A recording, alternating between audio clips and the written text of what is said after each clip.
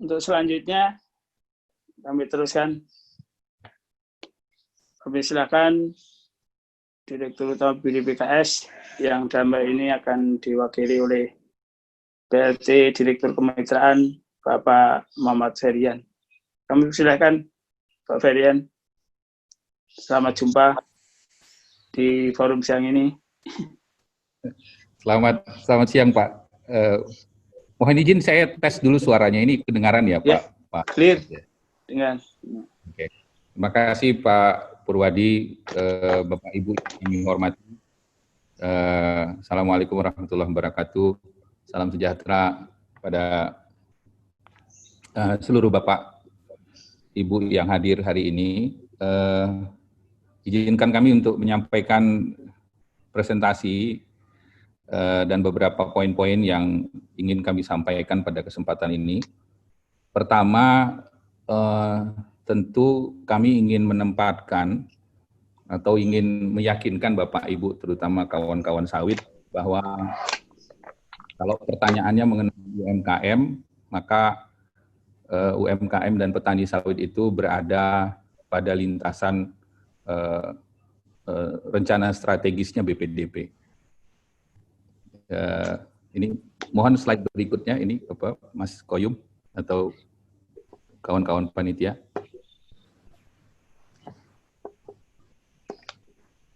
Slide berikutnya. Ya,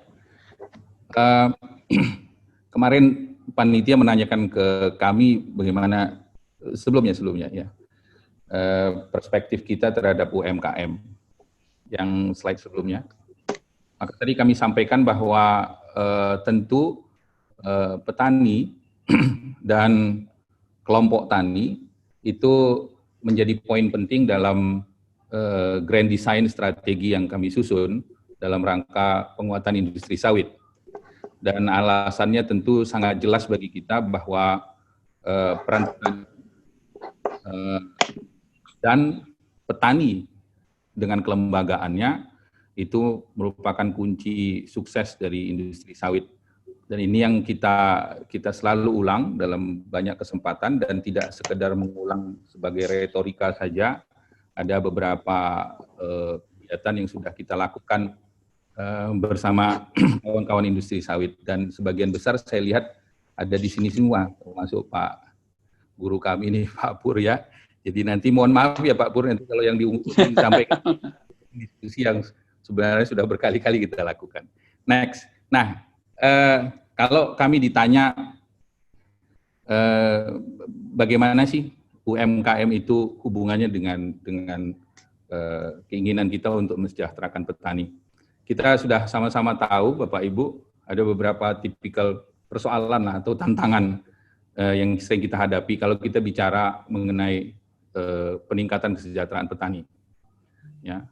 Dan ini tentu bukan hal yang asing bagi kawan-kawan yang lebih senior dari kami dalam urusan sawit ini.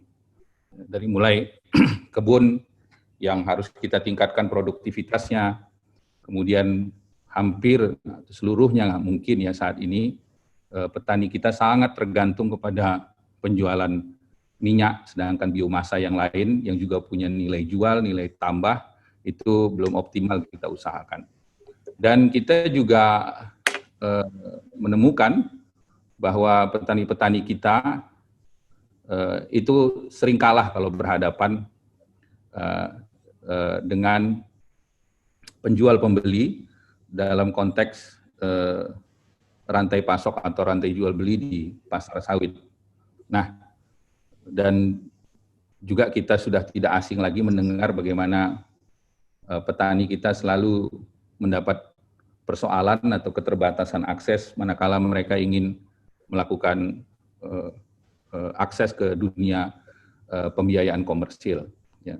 2 minggu yang lalu kami bersama Pak Purwadi juga membicarakan ini, ya, dan kita sudah mendiskusikan apa-apa yang segera kita akan lakukan untuk meminimalkan persoalan ini. Nah, tipikal persoalan itu dalam konteks UMKM kami lihat sangat tepat UMKM-nya. Pertama, karena jelas kalau kita ingin mendorong kawan-kawan petani ini untuk lebih makmur, lebih sejahtera, maka pastinya kita akan mendorong kawan-kawan petani ini untuk melakukan kegiatan yang lebih produktif, yang punya daya jual gitu, tidak sekedar menjual TBS, tapi juga bisa mengolah TBS itu dengan teknologi yang terjangkau, teknologi tepat guna untuk menjadi produk yang mempunyai nilai jual yang lebih tinggi. Saya masih ingat seorang senior kita di dunia sawit itu Pak Sahat sering mengatakan kalau bisa ya kalau bisa kita rubah katanya, petani ini bukan petani CPO tapi petani non CPO. Jadi berbahagia kalau CPO-nya turun juga dia masih happy karena dia bisa menjual biomas yang lain untuk mendapat penghasilan. Nah, tentu UMKM dalam hal ini juga merupakan faktor penting kalau kita bicara ingin menaikkan posisi tawar kawan-kawan petani. Ya, kami mempelajari dengan baik kajian yang kami lakukan dengan kawan-kawan Universitas Gadjah Mada dan juga penelitian yang sudah dilakukan juga oleh kawan-kawan kita di SIFAS, yang kesimpulannya itu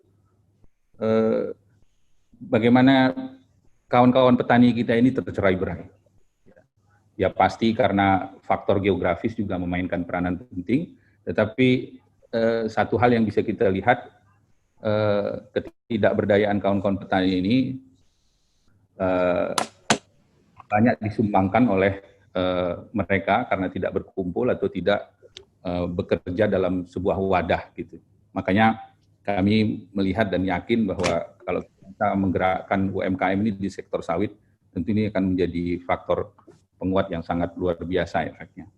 Nah, kemudian kebetulan ini tadi Ibu Astet telah menjelaskan bagaimana dampak COVID kepada kita. Nah, ada beberapa hal yang sudah kita jalankan untuk melakukan kontribusi kepada masyarakat dalam rangka menghadapi COVID ini. Pertama, kalau bisa next berikutnya ya, kami menggunakan atau bekerja sama dengan petani, dengan kelembagaannya untuk menciptakan atau memproduksi produk-produk yang diperlukan pada masa pandemi. Ya, di sini ada Profesor Erliza. Kami melakukan kerjasama dengan SBRC dan UMKM untuk memproduksi sabun cair dan hand sanitizer. Ini sudah selesai. Kita akan launching bulan ini sekaligus dalam rangka menyambut hari ulang tahun Republik Indonesia. Nah, kemudian kami juga sudah menjajaki dan akan segera jalan ya untuk menggerakkan petani-petani, mendukung petani untuk dapat memproduksi produk-produk pangan atau produk-produk makanan yang relevan dengan keadaan sekarang, yang bisa menguatkan kondisi tubuh dan lain-lain. Dan ada dua hal yang lain yang juga kami sudah jalankan atau sudah kita jajaki serius bersama kawan-kawan Instiper, adalah bahwa pada masa pandemi ini kami melihat penting juga buat kawan-kawan petani kita ya, di samping tetap mempertahankan pendapatan, tapi baik juga kalau mereka juga bisa mengurangi biaya-biaya gitu ya.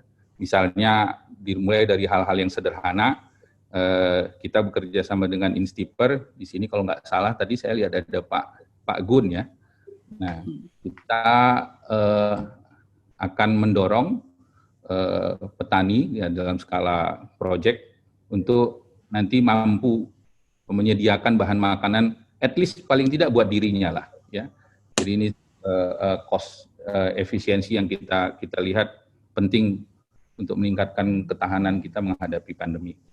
Dan juga akan kita siapkan supaya mereka juga bisa menghasilkan produk-produk yang bisa digunakan sebagai bahan bakar minimal untuk keperluan rumah tangga sendiri, dan kita dorong nanti bisa mensuplai kebutuhan bahan bakar rumah tangga di daerah-daerah sekitarnya.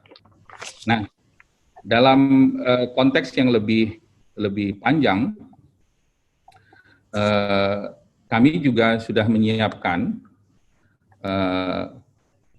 agar petani-petani kita ini menjadi bagian yang penting dalam rencana besar kita untuk mengintegrasikan industri sawit dengan industri biohidrokarbon, atau sering juga kita dengar pembuatan bahan bakar berbasis sawit. Nah, ini kami kira sangat penting karena ini adalah peluang bagi petani-petani kita untuk ikut dalam komitmen kita untuk menciptakan energi terbarukan. Dan beberapa hal bisa slide berikutnya ya. Beberapa hal yang sudah kita siapkan, pertama tentu kita sudah menjalankan beberapa program peremajaan di daerah, ini kita siapkan kebunnya. Kemudian kami juga aktif untuk mendukung pelaksanaan riset yang terkait dengan teknologi fasilitas pengolahan dan katalis, dan segera ini lagi-lagi sudah diskusi dengan kawan-kawan terutama Pak Purwadi dan kawan-kawan Istiper. Nah, ini yang penting juga, kita akan segera memulai pendataan pekebun dan kebun. Dan kami harapkan tadi disebut kawan-kawan Apkasindo bisa membantu kita, karena yang paling sederhana pasti kita bisa memulai dengan anggota-anggota asosiasi petani yang sudah ada. Coba kita mulai mendata petaninya, mendata kebunnya, mendata posisinya di mana saja, dan tingkat produktivitasnya bagaimana. Nanti kita dari sini, saya kira kita akan lebih mudah untuk misalnya melakukan pemetaan atau klasterisasi yang cukup efektif supaya bisa kita mendukung energi biohidrokarbon ini dengan lebih baik. Dan tentunya kita juga dalam kaitan ini kami menyiapkan kawan-kawan petani untuk bisa melakukan praktek berkebun sawit dengan cara yang lebih baik. Sekarang sudah baik, tapi tentu kita perlu meningkatkan lagi karena tantangan di depan yang dihadapi petani kita tentu makin kompleks. Yang makin kompleks dan peluang-peluang untuk berusaha itu pasti akan berlanjut. Jadi saya kira Pak Purwadi dalam kesempatan ini yang ingin kami sampaikan, intinya bahwa kami sudah memulai beberapa program yang kami tekankan atau kami fokuskan kepada UMKM dan kelompok-kelompok petani seperti koperasi juga. Dan yang paling penting kami menginginkan kemitraan dengan BPDP itu tidak lagi bicara tentang wacana-wacana, tetapi hasil akhir dari kemitraan BPDP dengan masyarakat sawit ini adalah hasil konkret. Ya. Misalnya tadinya petaninya tidak punya usaha, menjadi ada usaha. Atau kalau usahanya ada tetapi perlu ditingkatkan, maka setelah bermitra dengan BPDP, kegiatan ekonominya menjadi lebih baik lagi. Dan itu yang menjadi fokus kami dalam tahun ini dan tahun depan. Kita ingin tidak lagi banyak berdiskusi dalam konsep dan wacana, tapi kami mengundang dan sangat bersedia mendengarkan kritik dan saran dari kawan-kawan masyarakat industri sawit, supaya petani kita ini ya bisa langsung mempunyai kegiatan yang konkret untuk meningkatkan kesejahteraan mereka. Demikian Pak Purwadi yang bisa kami sampaikan, nanti kita akan lanjutkan dengan diskusi. Terima kasih